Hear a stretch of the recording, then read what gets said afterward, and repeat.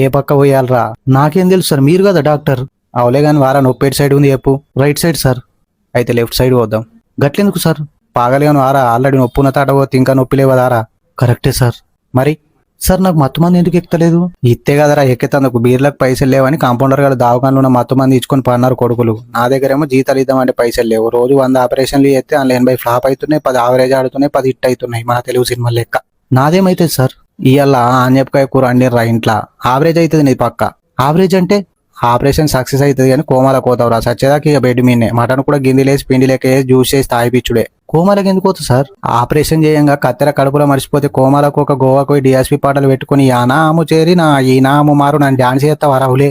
కత్తెర కడుపులు ఎందుకు మర్చిపోతారు సార్? నాకు మటన్తో తినంది మైండ్ పనిచేయదురా. మొన్న గట్లనే ఒకనికి కిడ్నీ ఖరాబ్ అయిందంటే కొత్త కిడ్నీ పెట్టిన. ఆ రోజు మా ఇంట్లో కాకరకాయ కూర నక్కదారంతో కుట్లేక సుతిల్ దారంతోనే ఇష్టం. ఆడు పొద్దుల ఫోన్ చేసి సార్ క్రికెట్ ఆడంగా కిడ్నీ కింద పడదు ఏం చేయాలన్నాడు. అవులే కానీ వారా కింద పడ కిడ్నీ మళ్ళీ పెడితే నీకు ఇన్ఫెక్షన్ వస్తుంది, నాకు సైడ్ పేరు వస్తుంది.